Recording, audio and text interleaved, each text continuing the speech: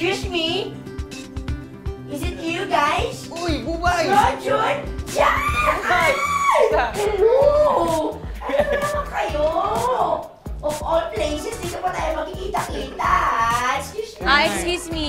Bakit napaka-arte mo para batiin sila? Hindi nakakatuwa kasi Sobrang magkakilala ba kayo? hindi naman ngayon lang.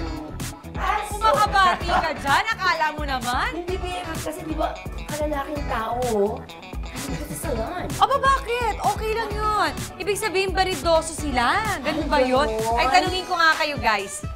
Kayo ba, madalas kayo nagsasalon? Ako, madalas, pero ano siya, 2 times a month.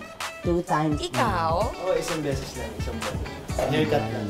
Kasi may mga lalaki na napaka-arte sa buhok. Alam mo, totoo lang nga, yung asawa ko parang after 2 weeks palagi nagpapagupit. Si Papa Dong. Oh, yung konting mas maganunan lang. Kailangan gupitin. Agad-agad. Kailangan magpagupit. So, pero hindi, saan kayo madalas nagpupunta para mas ayusin o para... Oo. Nag-gym ba kayo? Si Jack daw ngayon, mahilig daw mag-sit-ups, kaya madami siyang abs ngayon. Talagang ano siya, masipag. Paki-check. Paki-check ko daw kasi pinapalo ko sa Instagram si Jack Roberto, mga kaibigan. Grabe talaga. Not 5, not 6, not 7, but 7 abs. Tingnan ko. Ay, look at that. Eh, grabe.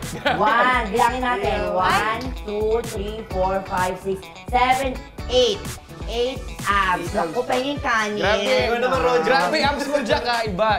Ikaw naman, ikaw naman. So, ano yan? Kinondisyon niyo ba yung sarili niyo na kailangan, ay, may abs ako? Ano bang dating para sa inyo ng lalaking may abs? Sa akin kasi madalas ngayon yung mga guestings, puro naka-topless eh. So kailangan kong palabasin yung abs ayaw sa gusto. Sayang sa gusto mo. So pupunta kailangan. Pero hindi, anong benepisyo ang nakukuha mo sa sarili mo? Anong naidudulot niyan sa'yo? Siyempre nakakadagdag ng confidence. Parang achievement. Oo, parang pag nakikita mo yung sarili mong okay sa salamin, parang paglabas mo, parang ganda ng araw mo, gano'n. Iba rin talaga, parang iba yung self-confidence mo. Siyempre, pagising mo sa umaga, may ligo ka, makita mo, wow, may abs ka Dumating pala mo ako. sa point na nananalamin kayo, nagpapakit kayo, parang Kinakausap niyo yung mga check-check sarili niyo niyo. ba? Pag ako lang mag-isa, ginagawa ko. Pero ito ang question, sa mga girls ba okay sa inyo na vain ang mga babae? Ayun. Tingin ko normal sa babae. Oo, yeah. Normal sa babae kasi siyempre gusto nila lagi silang beautiful sa mga mata ng Lagi nagpapaayos. tao, sa boyfriend nila, sa kahit sino. Gusto nila maganda sila Oo, lagi. pero wag naman yung masyadong OA na bawat minuto nakatingin sa salamin. Medyo nakaka-off Iba na din yun. yung gano'n, na parang obsessed sa sarili. Correct. Ay, wala, hindi ka papasa. Uy, ano ka ba? Magbabagong buhay na ako para sa inyo, ha? Oo, para ano. Ay, naku yan. Parang, ano yung nararamdaman ako? Oo nga, parang, ay, naku, nakakahiya. Bakit? Tama ba yung nakikita ko? Si Mother Ricky ba yung nandun sa likod natin? Siya yung may-ari nito? Hindi ko nga alam. Baka nga. Ba't kaya siya nandun? Teka, simplihan natin Oh, dahan-dahan tayo patalikod Hello! Ay, Mother! Ikaw nga yun! Magandang umaga! Magandang morning! Morning, Gaganda Mother! talaga, mga pagyan talaga, di ba?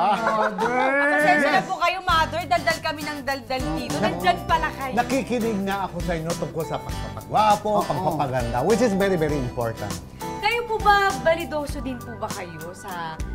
Sobra. Para po sa inyo, paano nyo po i-describe yung pagkabalidoso ninyo? Banidoso kasi ngayon para sa mga lalaki, it's common na wala na. Kaya nga tinawag na sila mga metrosexual. Ayun Na pala. lahat ng ginagawa ng babae, ginagawa na rin ng lalaki ngayon. So, metrosexual kayong That's dalawa. right. Nagpapaayos sila. At yan ay parang tanggap na ngayon. Ayun, oh. Oo, Correct. ako para sa akin din, Mother Ricky, parang wala namang masama kung mas maayos yung panahon ngayon. Kasi Definitely, dati, yung mga yes, lalaki yes, before, yes. parang wala na. Parang, Ayaw. mga girls lang yung vain. Pareho na. Sabay sila nagpupunta sa mga skin center, sabay nagpupunta sa mga salon, lahat pinapagawa na nila. Minsan doon na rin sila date ng mga jowa nila. Tama ba, Jack? Why not? Diba? Pero nakita ko minsan sabay silang dayan. Ganon?